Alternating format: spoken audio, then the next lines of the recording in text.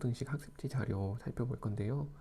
개정교육과정 들어오면서 연립 1차 부등식이 빠져서 1차 부등식만 학습하면 됩니다. 1차 부등식 학습에서 핵심으로 생각하는 것은 부등식의 성질이에요. 양변에 같은 수를 더하거나 빼도 괜찮다라는 이야기, 그리고 양변에 같은 수를 곱하거나 나누는데 특히 음수를 곱하거나 나눌 때는 부등호의 방향이 바뀐다는 사실, 이러한 부등식의 성질을 학생들이 스스로 찾아낼 수 있도록 어떻게 하면 도와줄 수 있을까, 거기에 초점을 맞춰서 준비한 학습지고요. 먼저 부등식에 대해서 좀 알아보게 하기 위해서 부등식을 수직선에 표현해보는 활동을 하나 만들어 봤어요. 먼저 부등호에 대한 설명 간단하게 좀 해주고요. 이것에 해당하는 것을 수직선에 표현을 해볼 건데, 짝을 지어서 한 사람이 부등호를 하나를 표현하고 다른 사람이 숫자를 쓰고 다시 그 다음 사람이 수직선에 나타내는 형태로 둘이서 진행하는 형태로 수직선에 표현해보는 활동을 해요. 그래서 더 자연스럽게 협력할 수 있도록 좀 뒀고요. 이제 본격적으로 부등식의 해를 한번 확인해 볼 건데요. 부등식의 성질을 학생들 스스로 찾아내서 그 성질을 정리해 볼 수 있도록 만들려고 구성한 학습지예요. 그래서 먼저 부등식을 하나 주고요. 이 부등식을 만족하는 x를 한번 대입해서 찾아보도록 할 거예요. x에다가 3을 더해서 5보다 커지는 그런 수들은 뭐가 있겠느냐, 그런 것들을 자유롭게 적어보면 2보다 큰 수를 다 적으면 되잖아요. 근데 아이들은 대부분 3, 4, 5, 6, 7 이런 형태로 정수 범위에서만 적을 가능성이 커요. 대부분의 학생들이 이 정수 범위에 정수를 벗어나지 않아서 적을 거고, 그럴 때 한번 물어보는 거죠. 2.5 같은 거는 어떤지, 그러면 더 작은 건 어떤 건지, 그럼 2는 어떤지, 이런 발문들을 통해서 그것을 수직선으로 표현하면 정확하게 표현할 수 있지 않겠는지, 이런 이야기들을 해가면서 실제로 2보다 큰 모든 수가 될 거예요 라는 생각을 할 수 있도록 유도하는 거죠. 이러한 방식으로 한번 해보게 할 거예요. 이것들을 학생들 실제로 아직 1차 부등식을 해결하는 방법은 모르지만 적절히 대입하면서 그 경계점을 찾을 수 있을 거고, 그러한 과정 속에서 수직선을 그려보는 활동까지 가능하리라 생각하거든요. 이렇게 진행을 세 문제를 해보고요. 마지막은 제가 이제 만약에 숫자가 나와 있지 않은 일반적인 상황일 때는 어떻게 해야 될까? 이건 물음인 거죠. 이거에 대한 해법이 사실 양변에서 같은 수 A를 빼는 거잖아요. 그러한 아이디어들에 가까워질 수 있도록. 왜냐하면 첫 번째 거 풀이를 하면 x가 4보다 작은 이 4인데, 이 4는 사실 7에서 3을 뺀 형태인 거고요.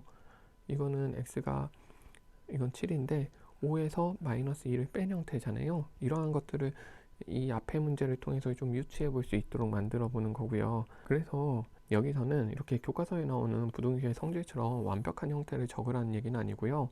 그냥 B하고 A하고의 차이를 계산한다 라는 아이디어를 나오게 만드는 거죠. 그것들을 좀 더 확장시키고 잘 정리하면 앞에 있는 교과서에 나오는 문장 같은 형태로 우리가 정리해 볼 수 있겠죠. 그래서 스스로 좀 성질을 만들어 보게 하는 건데, 이 성질이 너무 교과서랑 동일하게 만들기보다 자기만의 생각을 정리할 수 있는 기회를 준다고 보시는 게 더 좋을 것 같아요.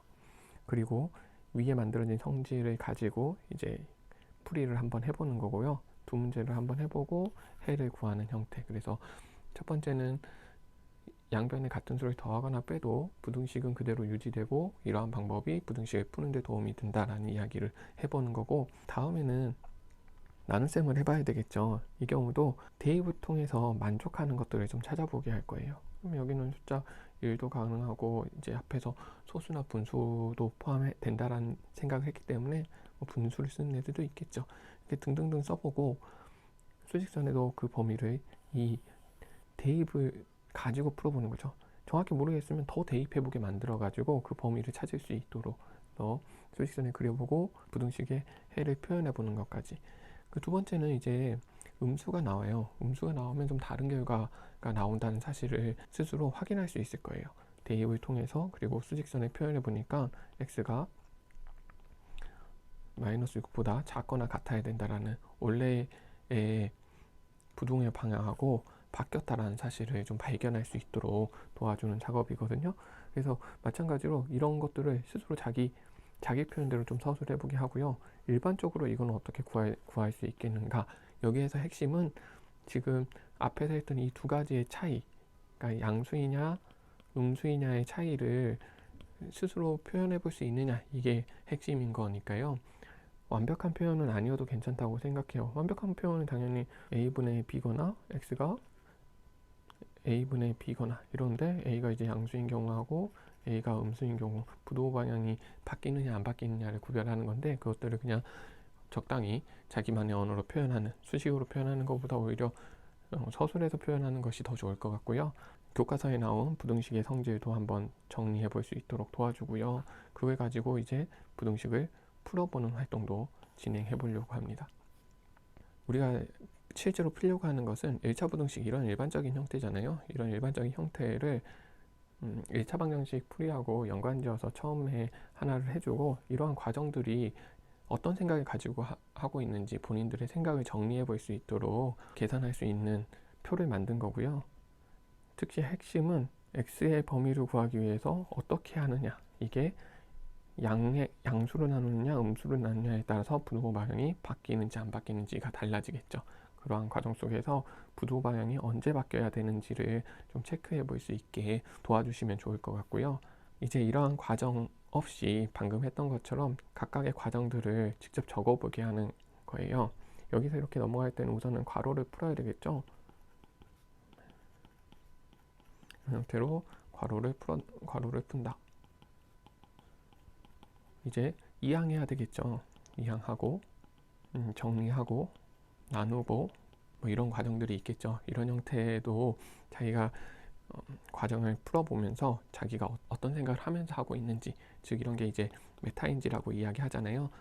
자기가 하고 있는 것을 설명할 수 있는 거, 내 생각에 대한 생각을 하는 거, 이것이 굉장히 인지 발달에 도움이 되는 일이거든요. 그래서 항상 내가 무엇을 하고 있는지 스스로 점검할 수 있는 기회를 틈틈이 제공해 주시면 좋을 것 같아요. 문제 더 풀어볼 수 있도록 학습지를 구성했고요. 이런 형태로 1차 방정식을 풀고 다음 시간에는 1차 방정식 활용 문제도 좀 풀어보면 될 것 같습니다.